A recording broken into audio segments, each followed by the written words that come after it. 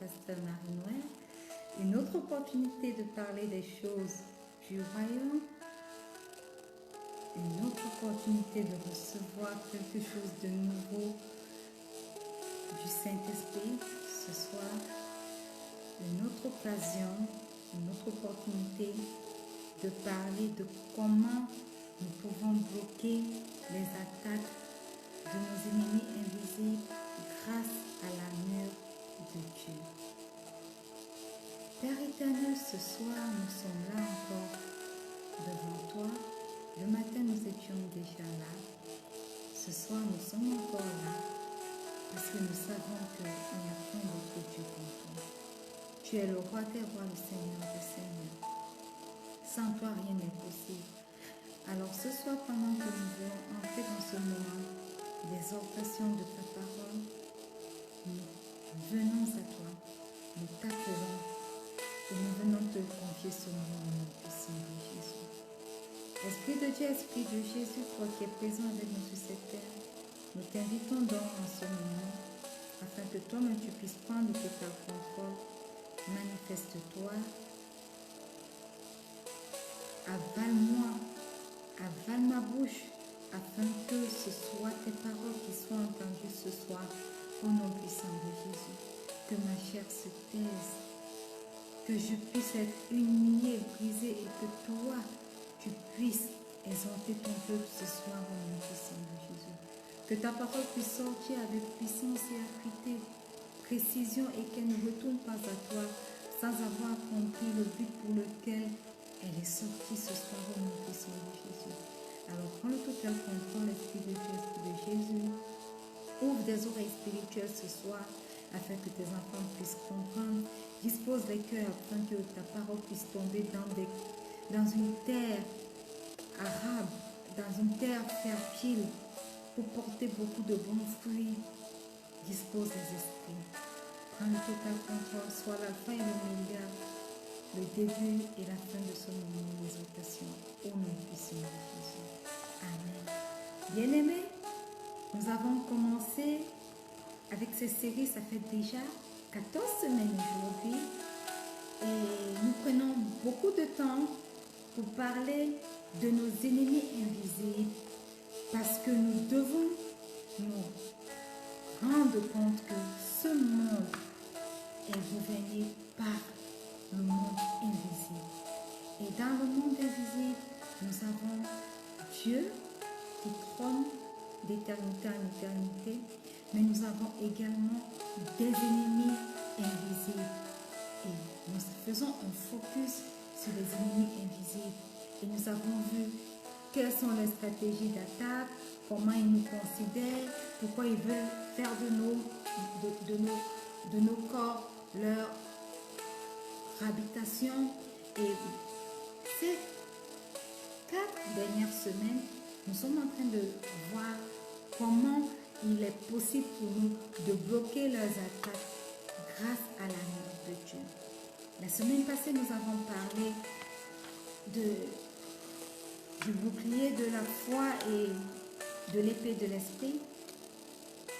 Et aujourd'hui, nous allons parler de la prédication de l'évangile. Alléluia. Amen. La prédication de l'évangile, bien-aimé, est une arme pour bloquer les attaques de l'ennemi. Et quelqu'un va nous poser la question, Pasteur Marie-Noël, comment est-ce que cela est possible? Juste prêcher la parole, prêcher l'évangile. Comment est-ce que cela peut nous amener à bloquer les attaques ou les ruses de l'ennemi contre notre vie, contre nos vies? Alléluia.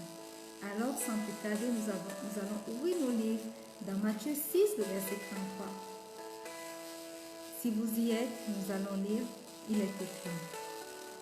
Cherchez premièrement le royaume et la justice de Dieu, et toutes ces choses vous seront données par-dessus.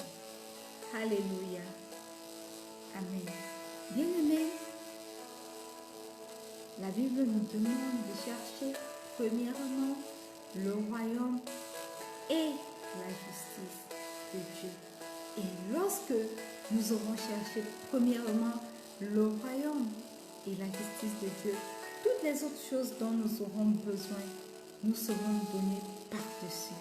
Ça veut dire que, mis à part ce que nous aurons déjà acquis à cause du royaume de Dieu que nous avons cherché et de sa justice, on nous ajoutera encore d'autres choses.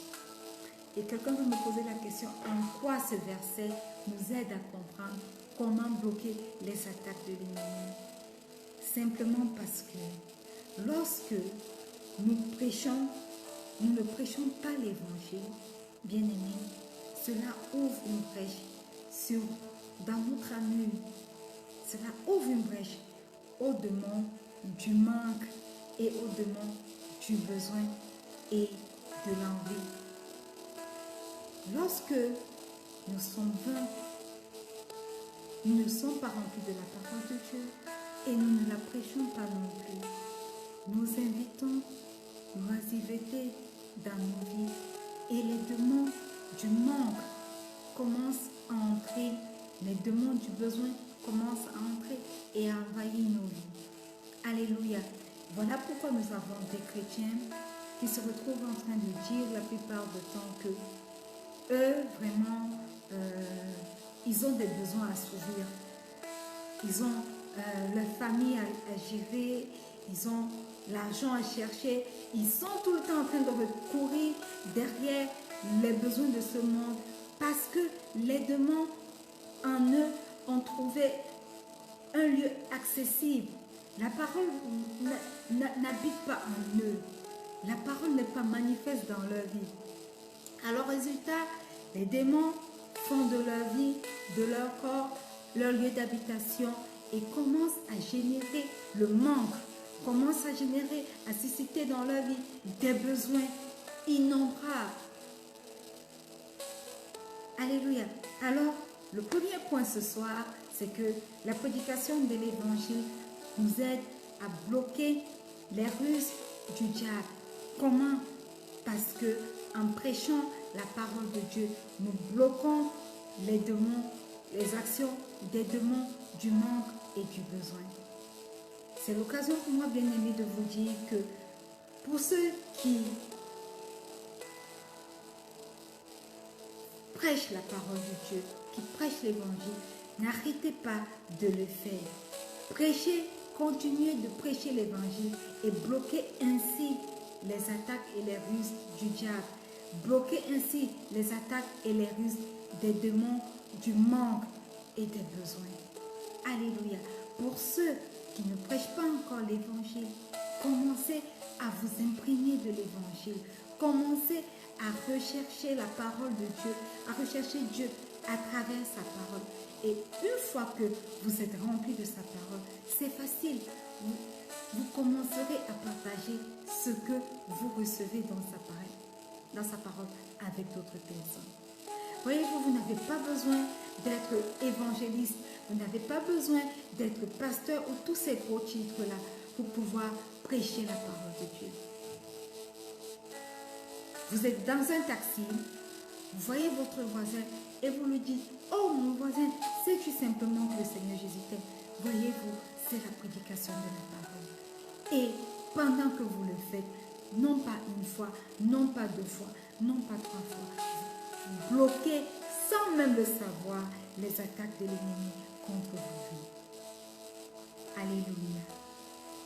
Voilà pourquoi la prédication de la parole de Dieu est une arme que tout chrétien doit utiliser pour bloquer les ruses du diable. Le deuxième point ce soir, nous ouvrons nos Bibles, nous lisons dans le livre d'Apocalypse, le chapitre 3, nous allons lire du verset 15 au verset 16, il est écrit: Je connais tes œuvres, je sais que tu n'es ni froid ni bouillant. Puisses-tu être froid ou bouillant? Ainsi, parce que tu es tiède et que tu n'es ni froid ni bouillant, je te vomirai de mon bouche. Alléluia. Amen. Voyez-vous, lorsque nous ne prêchons pas la parole de Dieu, nous nous contentons simplement de la recevoir, chaque jour, chaque dimanche, pendant que nous allons nous asseoir dans nos lieux de culte respectifs, nous recevons, mais nous ne mettons pas en pratique, nous recevons, mais nous ne faisons pas partager nous ne partageons pas avec les autres ce que nous avons reçu. Nous devenons des chrétiens presque oisifs et nous ouvrons une brèche sur notre amour. Alléluia. Comment? Parce que alors nous devenons tièdes. Nous devenons des chrétiens tièdes. Nous ne sommes ni trop froids, ni trop chauds pour Christ, ni bouillants pour Christ, ni froids pour l'ennemi. Nous sommes là, le juste milieu. Oh non, non, on fait juste ce qu'on a à faire. Oh non, non, on vient juste, nous sommes de bons chrétiens. On ne cherche pas les problèmes de personne. On vient, on écoute la parole de Dieu. On fait du bien et c'est suffisant. Oh que non.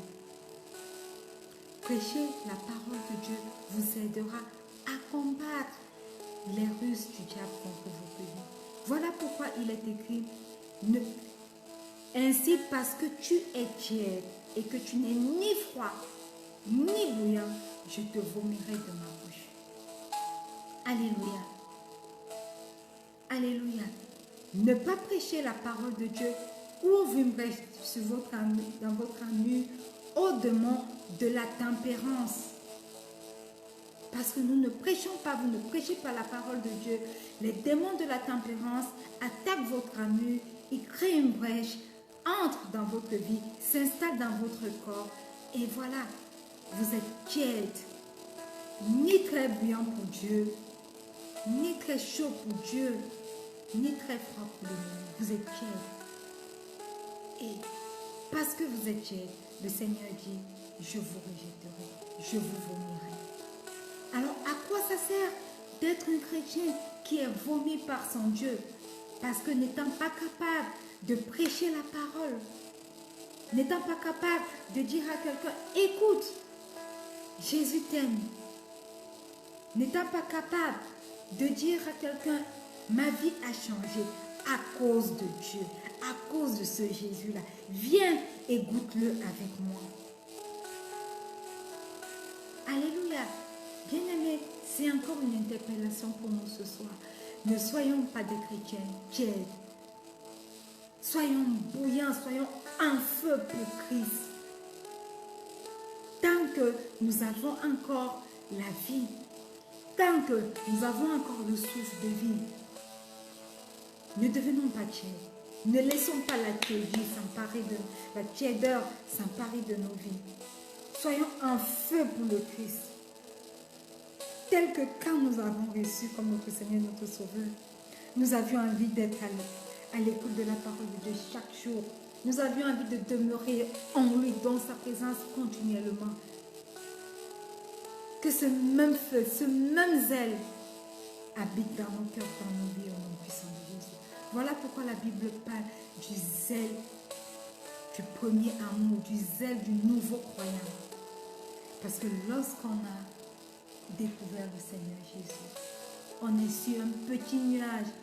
On ne vit que pour lui, jusqu'à ce que le Seigneur permette que les épreuves viennent et nous heurtent. Pour voir combien de fois nous sommes chauds pour lui. Alléluia. Alors, n'arrêtez pas, bien-aimés, de prêcher l'évangile. Et vous bloquerez ainsi les attaques des ennemis, les attaques du diable, les attaques des démons, de la tempérance, d'entrer contre nos vies, contre vos vies. Alléluia. Le troisième point, c'est dans 1 Corinthiens, ouvrons-nous dans 1 Corinthiens, le chapitre 9, le verset 16. Bienvenue à ceux qui se connectent, c'est un honneur de vous avoir sur cette plateforme. Quelle que soit la plateforme où vous nous suivez, c'est un honneur bien aimé de vous avoir avec nous. Alors 1 Corinthiens 9, le verset 16 dit, si j'annonce l'évangile, ce n'est pas pour moi un sujet de gloire, car la nécessité m'en est imposée, et malheur à moi si je n'annonce pas l'évangile. Alléluia. Amen. Ici, l'apôtre Paul dit malheur à lui s'il n'annonce pas l'évangile. Et avant ça, il dit, si j'annonce l'évangile, ce n'est pas pour moi un sujet de gloire. Alors, bien aimé, arrêtez de penser que parce que les pasteurs, parce que les évangélistes sont ceux-là qui ont l'habitude de tenir les micros, c'est une heure de gloire pour eux. C'est une nécessité, car la nécessité m'est imposée. Et malheur à eux, malheur à moi, malheur à toi, malheur à vous, si vous n'annoncez pas l'évangile. Alléluia. Bien-aimé, c'est trop fort. Parce que simplement, nous pouvons comprendre à travers ce verset biblique que lorsque nous ne prêchons pas la parole de Dieu, lorsque nous ne pratiquons pas la prédication de l'évangile, nous ouvrons une brèche dans notre amour et nous invitons les démons du malheur à s'abattre dans nos vies, les démons des difficultés, des problèmes à s'abattre dans nos vies, à prendre le total contrôle de nos vies. Voilà pourquoi l'apôtre Paul dit, malheur à moi si je n'annonce pas l'évangile. Voyez-vous combien il est important d'annoncer l'évangile? Voyez-vous combien il est important de prêcher la parole de Dieu pour pouvoir bloquer les attaques de l'ennemi? Si nous comprenons ça, c'est quelque chose de gagnant. Parce que l'ennemi résiste pour un temps à la parole. Mais chaque fois que vous lui brandissez la parole, il s'enfuit très loin de vous. Il ne peut pas être vainqueur là où la prédication de la parole de Dieu est effective. C'est impossible. C'est impossible. Alléluia. Alors, bien-aimés, pour ce troisième point, n'arrêtez pas de prêcher la parole de Dieu. N'arrêtez pas d'apporter la parole de Dieu, quel que soit l'endroit où vous vous trouvez. Et vous bloquerez ainsi les attaques du diable. Vous bloquerez ainsi les attaques, les démons, les attaques des démons de malheur, des démons qui viennent susciter le malheur, les difficultés, les problèmes dans nos vies. La prédication de la parole vous aidera à bloquer ces malheurs qui s'arrangent à déverser dans nos vies, au nom puissant de Jésus. Alléluia. Et le quatrième et le dernier point ce soir se trouve dans le livre. Nous allons lire dans Actes, le chapitre 2, le verset 40 au verset 42. Il est écrit. Et par plusieurs autres paroles, il les conjurait et les exhortait, disant, sauvez-vous de cette génération perverse. Ceux qui acceptèrent sa parole furent baptisés, et en ce jour-là, le nombre des disciples s'augmenta d'environ 3 000 âmes. Ils persévéraient dans l'enseignement des apôtres, dans la communion fraternelle, dans la fraction du pain et dans les prières. Alléluia. Bien-aimés, ce soir, j'aimerais vous dire que la prédication de la parole bloque les attaques des démons de la croissance, des démons de la réduction, je dirais, des démons de la stagnation. La Bible dit que, dans ce verset que nous venons de lire, que ceux qui acceptaient sa parole furent baptisés, et ce jour-là, le nombre de disciples s'augmenta. Alléluia. Ça veut simplement dire que quoi? À cause de la prédication de la parole, le nombre de personnes, le nombre de croyants, le nombre de disciples de Jésus se sont augmentés. Alléluia. Bienvenue, Guillaume. C'est un honneur de t'avoir ce soir connecté. Nous pouvons dire que cette croissance, c'est la croissance de l'Église. Mais nous pouvons également comprendre que c'est notre croissance même également personnelle dans notre environnement spirituel, dans notre environnement de travail, dans notre environnement marital, dans notre environnement des études, dans notre environnement familial. Alléluia. Parce que oui, les démons de la stagnation, les démons de la régression existent et ils sont bien réels dans nos vies. Voilà pourquoi nous voyons des chrétiens qui ne progressent pas, des ministères qui restent stagnants. Vous venez aujourd'hui dans ce ministère, il compte 10 âmes. 2 ans plus tard, il compte ces 10 âmes-là encore. Ou alors, il compte 8 âmes. Ceci est dû aux attaques des démons de la régression. Et nous autres chrétiens, nous sommes à un poste et nous n'avons pas de perspective pour pouvoir avancer. Nous faisons des efforts, nous travaillons bien, mais nous ne comprenons pas pourquoi nous stagnons. 10 ans, 5 ans, 4 ans, 3 ans sur place sans promotion.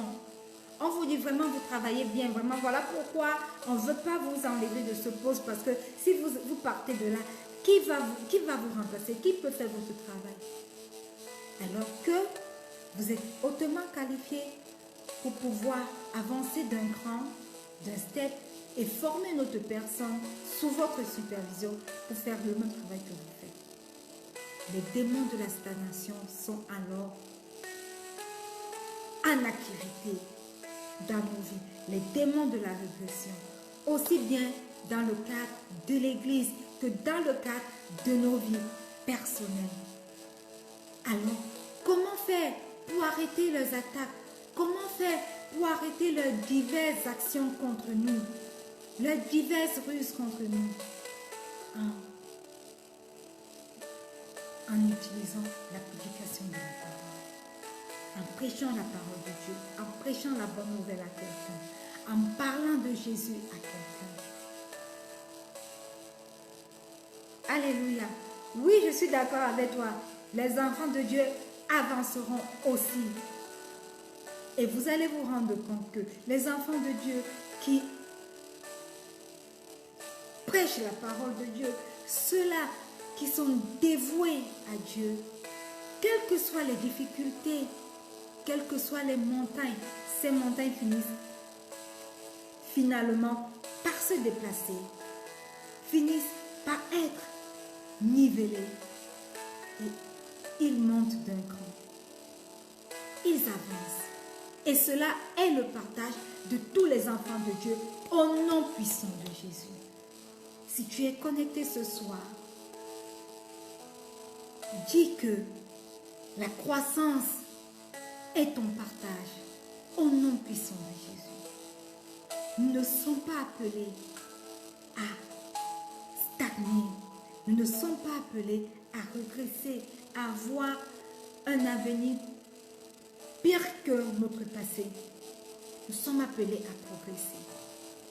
Et lorsque nous avons une relation réelle avec Dieu et que nous stagnons et que nous régressons, posons-nous les bonnes questions. Alléluia. Une fois de plus, nous lisons Acte 4, verset 4. Cependant, beaucoup de ceux qui avaient entendu la parole crurent et le nombre des hommes s'éleva à environ 5 000. La parole de Dieu apporte l'accroissement, la croissance, quel que soit l'endroit où elle est prêchée et quel que soit le domaine de nos vies où elle est pratiquée. La parole de Dieu apporte la croissance. Alléluia. La croissance en nombre humain, la croissance dans nos finances, la croissance dans nos familles, la croissance dans nos activités. La parole de Dieu apporte la croissance. Et quand nous prenons la parole de Dieu et nous la mettons de côté, nous invitons nous-mêmes la stagnation et la régression dans les différents aspects de nos vies. Homme de Dieu, écoutez et écoutez bien. La parole de Dieu est un catalyseur de croissance. Pasteur Akime, la prédication de la parole de Dieu est un catalyseur de la croissance. Bienvenue, Pasteur Akime, c'est un honneur pour moi de t'avoir connecté ce soir. Même si c'est en passant, C'est un honneur de t'avoir ce soir, Pasteur Akime. Thank you to be connected. Alléluia. Donc, il est important pour nous de prêcher la parole de Dieu. Et comme je l'ai dit au tout début, vous n'avez pas besoin d'un gros titre pour le faire. Vous n'avez pas besoin d'attendre d'être révérend ou bishop ou je ne sais pas trop quoi. Vous n'avez pas besoin d'être consacré pasteur. Ce n'est pas l'histoire des pasteurs, la prédication de la parole de Dieu. Oh non. Ce n'est pas l'histoire des hommes de Dieu, ceux qui ont un appel spécial. Oh non. C'est l'histoire de tous les chrétiens. Alors, sachez que la prédication de la parole de Dieu que vous pratiquez est une arme contre les attaques de l'ennemi dans vos vies. Et lorsque vous arrêtez de prêcher la parole de Dieu, vous ouvrez grand l'armure de Dieu sur vos vies et vous laissez les attaques de l'ennemi vous infiltrer, notamment les attaques des démons de la stagnation, des démons de la régression. Voilà pourquoi beaucoup de chrétiens s'appellent chrétiens, mais ne progressent pas. Leur vie spirituelle, lorsque vous allez regarder leur vie spirituelle, ils demeurent bébés spirituels. Lorsque vous allez regarder leur vie de couple, ils ne multiplient pas, ils ne grandissent pas. Aucune croissance. Lorsque vous regardez leurs finances, aucune croissance. Aucune croissance. Un autre verset, Acte 5, le verset 14. Le nombre de ceux qui croyaient au Seigneur, hommes et femmes, augmentait de plus en plus. À cause de quoi? À cause de la prédication de la parole de Dieu. Pasteur Akime, we have a great challenge. We have to preach and preach the word of God. Alléluia. Un autre verset, Acte 13, verset 43 au verset 44.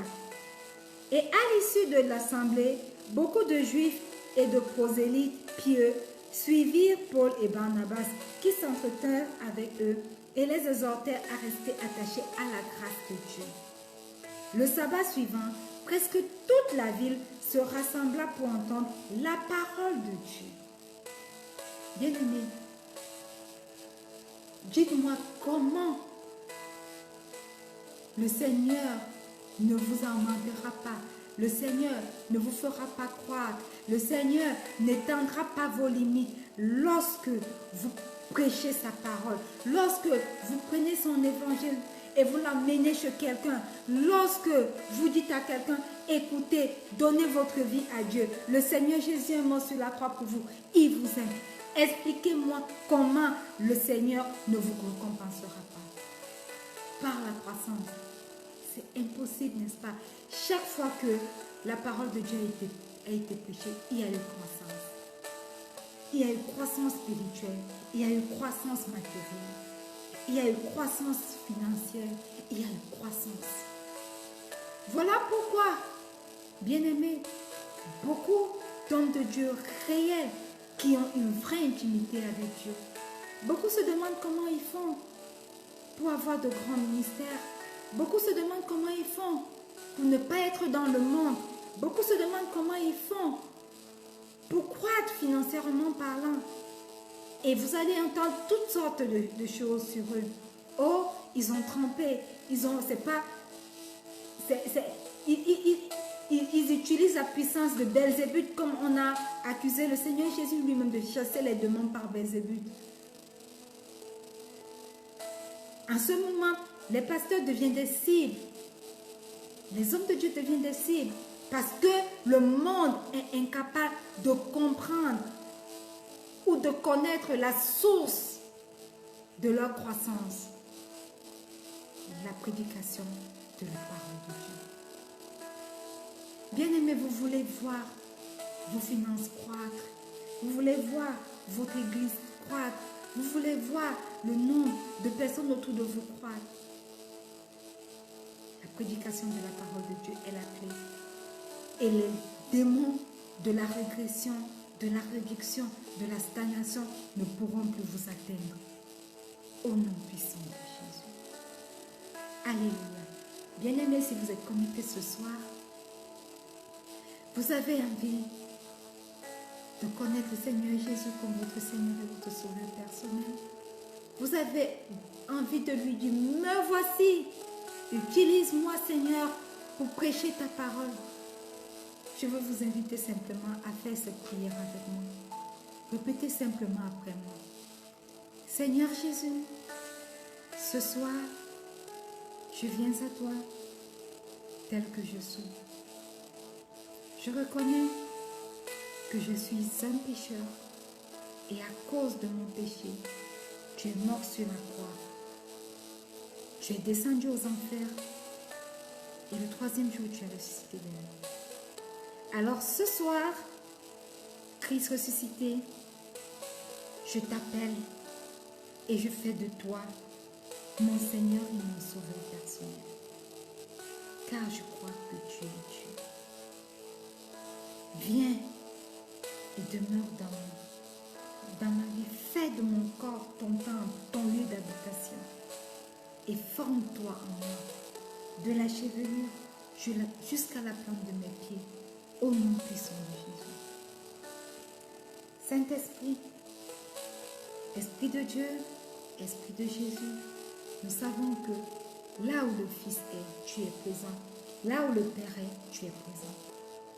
Et le Fils est présent dans nos vies aujourd'hui. Et le Fils demeure dans son temple qui est notre corps aujourd'hui. Alors, remplis-nous de ta plénitude, Saint-Esprit. Prends le total contrôle de nos vies. Enseigne-nous et prépare-nous pour l'enlèvement de l'Église. Au nom puissant de Jésus. Amen. Alléluia. Bien-aimés, si vous avez fait cette prière, vous êtes nés de nouveau ou alors vous avez vu dédier vos vies en Christ. Bienvenue à ceux qui se connectent maintenant. Nous sommes arrivés presque au terme de ce moment d'exhortation, mais ce n'est pas grave. Ce n'est pas grave du tout. Bienvenue, grande sœur. C'est un honneur de t'avoir. Ce n'est pas grave du tout parce que vous n'avez pas été là dès le début. Rendez-vous sur nos différentes plateformes lundi ou alors jeudi 19h00 GMT plus 1 pour les replays. Et quelles sont ces plateformes où vous pouvez réécouter? C'est mon profil Facebook. Ce sont les groupes et les pages Rencontre avec Pasteur Marie-Noël, les groupes et les pages Facebook Rencontre avec Pasteur Marie-Noël si vous êtes sur Facebook, si vous êtes sur YouTube, si vous êtes sur X, qui est l'ancien Twitter, tapez simplement Rencontre avec Pasteur Marie-Noël et vous allez être redirigé vers nos différentes pages. Abonnez-vous si vous voulez être notifié chaque fois que nous sommes en direct et coulez avec nous simplement. Et voyez vos vies spirituelles changer. Voyez-vous spirituellement grandir, quitter de l'état de bébé spirituel à l'état d'adulte. Et c'est quoi Rencontre avec Pasteur Marie-Noël? Rencontre avec Pasteur Marie-Noël, c'est cette rencontre hebdomadaire chaque vendredi 19h00 GMT plus 1. C'est de lundi à vendredi 30 minutes de prière chaque jour, 4h30 GMT, parce que nous allons au-devant de l'aurore pour rencontrer notre Dieu et le consacrer la journée, le confier la journée, le confier la semaine, le confier le mois. Donc, c'est ces moments de prière quotidien de lundi à vendredi 4h30 GMT plus 1. C'est cette petite parole d'encouragement chaque mercredi sur nos différentes plateformes. C'est également chaque lundi un verset de la semaine qui nous permet de mémoriser d'une certaine manière les versets de la Bible. C'est chaque lundi déclare la rubrique Déclare avec moi qui nous permet d'avoir une déclaration forte pour nos vies, pour la semaine. Une parole de déclaration prophétique. On déclare que cette semaine, c'est la semaine de, et cette semaine, c'était notre semaine où nous allons faire, où nous faisons des exploits avec Dieu. Alors connectez-vous à Rencontre avec Pasteur Marie-Noël et vous n'allez pas être déçus de votre croissance spirituelle. Rencontre avec Pasteur Marie-Noël, c'est quelque chose encore. C'est tous les jours la lecture et la méditation de la parole de Dieu à travers A Year Through the Bible. À travers ce programme A Year Through the Bible, nous lisons la Bible, nous parcourons toute la Bible pendant toute une année. Et c'est ce dont nous avons besoin pour nous nourrir spirituellement, pour grandir spirituellement et pour que Dieu se révèle à nous. Alléluia. Et rencontre avec Pasteur Marie-Noël également, c'est une autorité de chercher la face de Dieu qui nous donne une parole d'encouragement dans les moments difficiles, une parole de lumière, si je veux dire, une parole qui nous permet d'éclairer notre chemin lorsque tout semble être obscur. Une parole qui nous relève lorsque nous sommes affaiblis. Une parole qui nous rapproche de Dieu, accompagnée d'un verset biblique. Et nous avons cette parole une fois par semaine. Alléluia. C'est ça, rencontre avec Pasteur Marie-Noël. Et par la vertu du Saint-Esprit, beaucoup d'autres rubriques à venir, selon également vos feedbacks. Alléluia. Alors n'hésitez pas, laissez vos points de prière. Merci Guillaume parce que très souvent tu laisses tes points de prière. Ange, merci parce que tu laisses tes points de prière. N'hésitez pas. Un fagot de bois seul s'éteint rapidement, n'est-ce pas? Mais quand ils sont tous ensemble, cela entretient la flamme. C'est la même chose pour nous autres chrétiens. Lorsque vous avez un fardeau, partagez-le et laissez vos frères vous aider dans la prière. Alléluia. Voilà, nous sommes arrivés au thème de cette rencontre. Mais comme d'habitude, nous n'allons pas terminer sans vous avoir laissé une parole de bénédiction. Et la parole de bénédiction ce jour est tirée du livre de Deutéronome 1, le verset 11.